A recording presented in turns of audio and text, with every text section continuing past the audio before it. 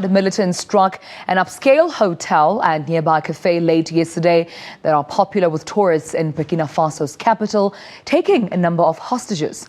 Others were forced to hide for their lives as gunfire and explosions rang out. Well, the country's troops, backed by French forces, have been trying to retake control of the building. But now, for more on the story, we're now joined by our reporter, Kimani, who is in Kenya. Sarah, a very warm good morning to you. Thank you so much for joining us this morning. Is there an update since the story broke yesterday? Well, what we know now is that more than 60 soldiers actually died in that attack yesterday.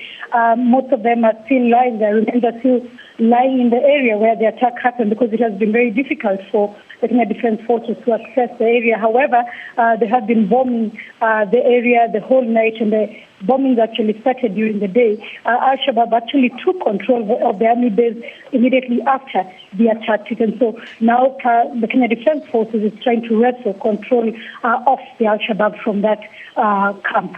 And how are Kenyans, the African Union, as well as the international community reacting to this? Well, in Kenya, it's a sense of shock, a sense of disappointment.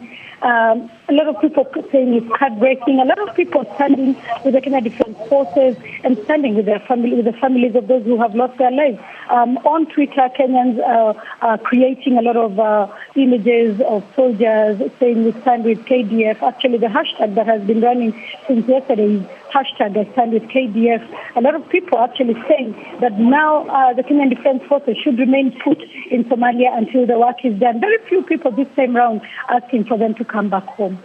Now, Sarah, you've also mentioned the number of casualties being 60 of, soldiers that have been killed. Can you confirm, if there's still a number of hostages being, still held hostage at this hotel? It's very difficult to tell because what has happened is the information we have is from the Kenya Defense Forces and AMISOM, all of whom are talking about casualty numbers yet to be verified. However, those on the ground and eyewitnesses saying they counted very many bodies, and even talking about hostages having been taken and equipment belonging to AMISOM or the Kenya Defense Forces having been looted by the Al-Shabaab militants. And how has the response been from the French ambassador? We understand that last night there was a curfew that was set between 11 p.m. and 6 a.m. around the building so that the local police, as well as soldiers can, of course, try and prepare to make their way into the building. But what more can you tell us, from that statement? Well, the AMISOM and the international community has condemned the attack.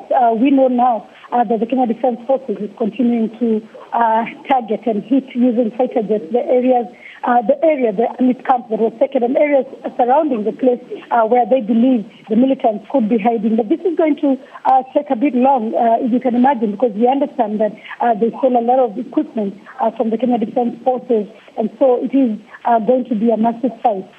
Just to say that this has happened before to the Ugandan troops last year, and it also happened to the Burundian troops who lost more than 70 soldiers. Burundi lost more than 50 soldiers. So it seems it is a kind of new method that the Al-Shabaab are using to target the forces immediately after they have been forced out of the main towns in the country. All right, Sarah Kimani, our reporter who's in Kenya at this moment. Thank you so much for your time and for the update.